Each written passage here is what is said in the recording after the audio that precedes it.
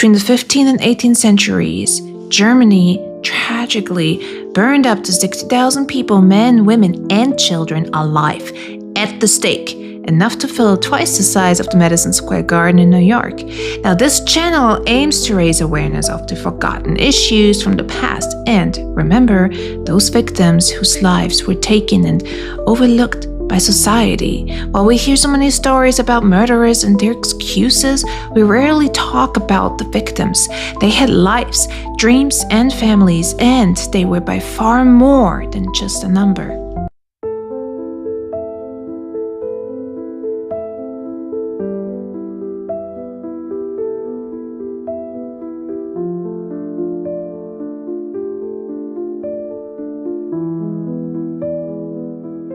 Today, we want to introduce you to Miss Merga, a German heiress whose tragic story unfolds in a dark, dark chapter of German history, accused of witchcraft due to her controversial pregnancy.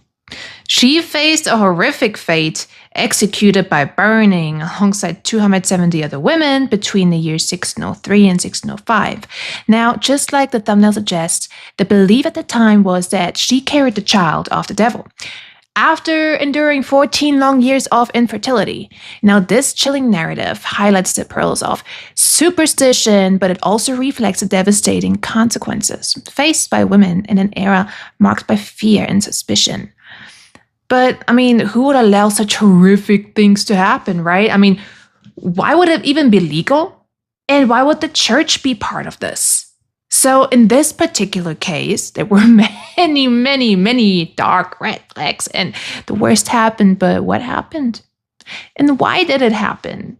Now, our story starts with Balthasar Dürnbach. He was born around 1545, son to Peter Dürnbach and Clara von Klauer.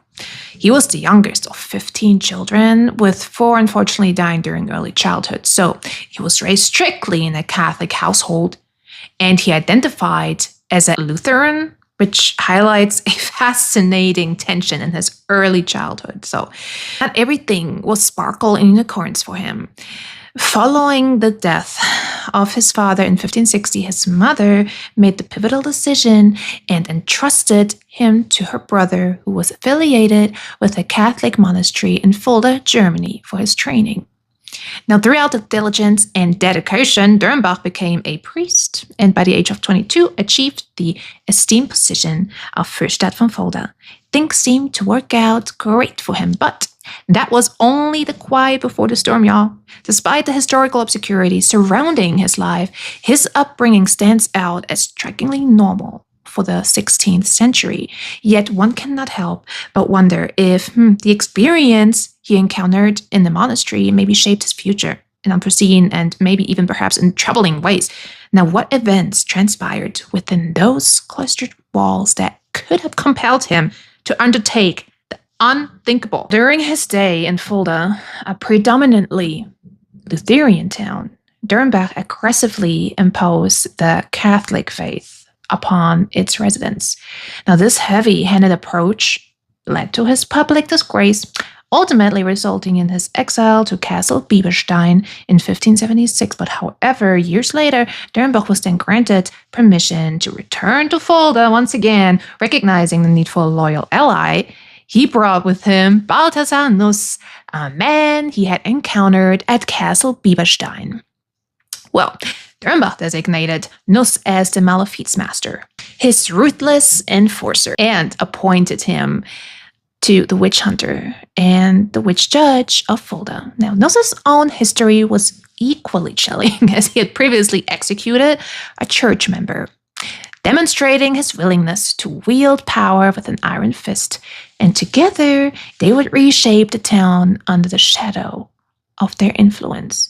Later, Nuss was then responsible for the execution of 270 individuals by fire, while religious factors, of course, they were certainly a significant part in these events, but however, he also derived financial benefits from the witch hunts. So he earned around 2,500 gulden. Now, that's a sum equivalent to the earnings of a mayor over a span of 42 years during that era. It was December the 5th, 1484, when Pope Innocent VIII releases a document called the Hexenbulle. In English, it's called witch bull. So it was setting the stage for the irrational, horrendous law of 1486 when two evil, spirited, bloodthirsty Germans released the famous Hexenhammer book, also known as the Malleus Maleficarum. I hope that's right.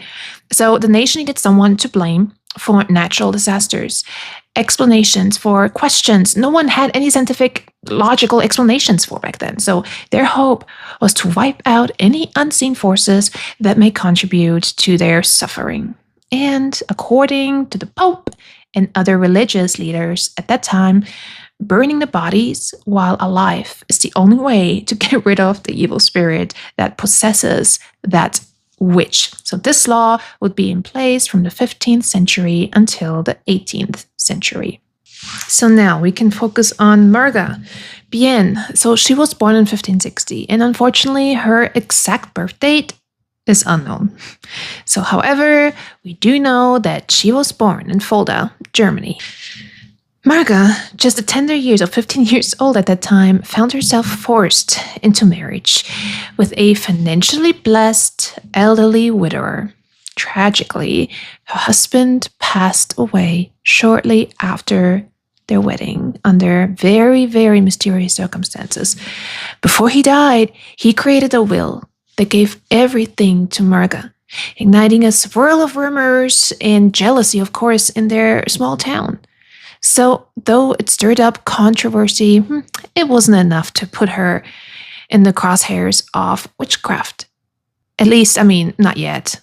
But in her search for happiness, Merga then later married Kramer Christoph Ott. And together, they had two beautiful children who brought joy and happiness to her life. However, her heart was then shattered once again when both her husband and her two children succumbed to an unknown illness, leaving her to navigate the depths of her grief alone. Despite this unbearable loss, she sought comfort in a new marriage with Blasius Bien. For 14 long years, she yearned to welcome a child in her life, holding onto hope through the hardships. Well, finally, after all that time, she received some cherished good news that promised a new beginning. So, at the age of 40, Merga announced her pregnancy, a development that undeniably shook her small, tight-knit town. After a grueling 14-year struggle to conceive, she and her partner finally received the news they had been desperately hoping for. Now, this should have been a moment of collective joy and celebration. However, instead of embracing this long-awaited milestone, some townsfolk responded with suspicion and skepticism. So they began to question the circumstances surrounding Merga's pregnancy, leading to baseless speculations that only served to undermine her happiness. The tale of the Devil's Child reveals a dark and super twisted narrative, okay? So records indicate that Merga's betrayal of her husband came with nightly visits from a mysterious dark figure rumored to be the devil himself. Witnesses reported that after these encounters, Merga would abandon her modesty, dancing naked around a fire in a nearby forest alongside others, leading to wild and uninhibited gatherings. Now, when Nuss learned about the sensational rumors, he swiftly ordered Merga's capture, of course, tearing her away from her home and family. In those days, being accused of witchcraft, true or not, was a death sentence in itself. So leading to brutal abductions with the haunting knowledge that reunion with loved ones was nearly impossible. The situation escalated further as accusations surfaced, with some claiming that she was carrying the Devil's Child. This reaction not only showcased the town's unsettling tendency to jump to conclusions, but it also highlighted an urgent need for empathy, understanding, and support in the face of extraordinary life events. Remember, Merga is pregnant, right? So in a further act of degradation, Merga then was confined into a dog-like cage outside a random bakery, exposed to public scorn. rather than being granted the dignity of a self. Okay, so allegedly, the prison was already overwhelmed by other innocent women swept up in the witch hunt. This harrowing story serves as a chilling reminder of the depths of fear and superstition that can lead to devastating consequences. So in the dark cage, Merga is on her knees, trembling and unable to rise, surrounded by a swarm of wriggling bugs and relentless ticks crawling across her skin. Panic grips her heart as she fears ticks root in her chest, leaving her feeling utterly helpless and vulnerable. Rumor has it that she was spotted in meetings with the devil, conspiring to spawn dark offspring. Witnesses claim that she brazenly executed the town's cows and soared through the night on a broomstick. Okay, so do you remember when I told you that Nus was now responsible for the witch hunts? So he was now a witch judge and a witch hunter, and this also meant for him that he has the okay to go ahead and torture those individuals. So we already know that these rules about, witch hunts and witch trials are already completely irrational. But back then, pregnant women were not allowed in the torture chamber. So people were not really allowed to do anything with pregnant women. They had to wait until those women gave birth to their children, and then they would bring them back to prison. Nus wanted a confession from her. So he wanted to hear that she's a witch and that she did all these things. All these allegations are true, just so he can then burn her alive. So completely ignoring the law, Nus proceeded to torture Merga by whipping, using thumbscrews until her thumb bones broke and smashed, destroying her legs by using a Spanish boot, which will crush your leg bones and feet until you're unable to walk permanently. So after she survived, barely conscious, Nus then continued to use the rack torture device, which is used by using a wooden frame and a roller on both ends, her ankles fastened and her wrist chained to each. Nus then continued to gradually retract the device by chains. That was not painful enough. As a result, her joints were completely dislocated, her muscle fibers stretched so far they lose the ability to be contracted. So after experiencing this excruciating pain while pregnant, Nus did not have enough. No, his sadistic evil butt continued to bind her wrist behind her, raised up her arms by her wrist, and then hung them up like a ceiling light. Her body weight then just pulled down the rest of her body. This is called Pfahlhängen. Furthermore, Nus forced Merga to drink large quantities of holy water until she confessed, saying, "Ach Gott, so will ich es getan haben." So Merga was executed of the fall 1603. Just a few weeks prior, her mother and aunt also had been executed.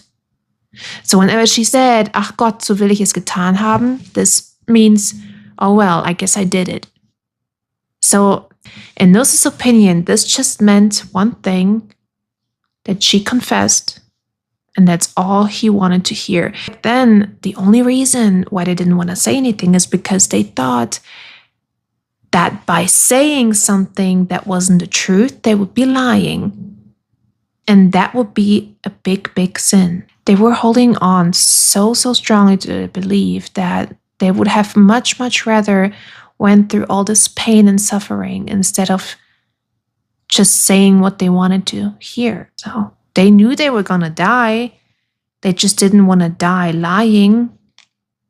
Merga was then burned alive, along with 270 other women who endured similar fate as Merga. Now, we don't know if she was allowed to bear her child before her gruesome death. I really do hope that she was able to. Balthasar Nus, a man who lived until the age of 73, was then finally met with his fate of being beheaded, and that came to consequence of his involvement in nefarious activities, including price gouging and concealing funds, all of which violated the law.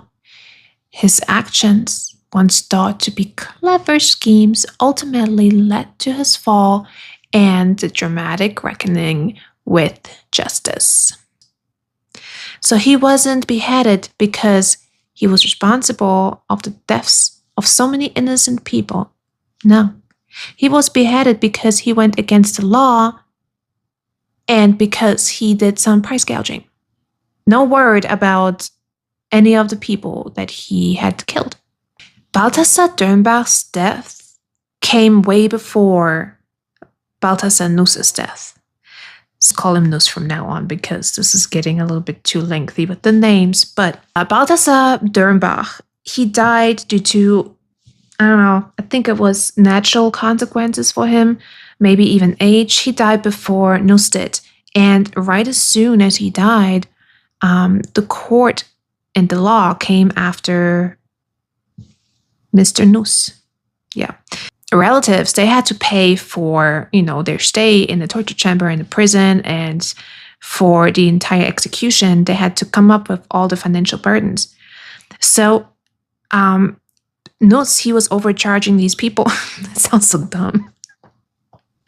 So he was overcharging these family members, and he would take 2,500 gulden from that and put him in his own pocket. So without paying any taxes on it or whatever. And that was a big deal back then. And somehow someone got wind of it. And so they came after Mr. Nuss and they took him in to court. He was found guilty because of price gouging for the torture and for the stay and for everything else. And he was also found guilty of pretty much taking the money and putting it in his own pocket. But he was not charged for being responsible of the execution of so many innocent people that have been ripped away from their families and that no one ever talked about again.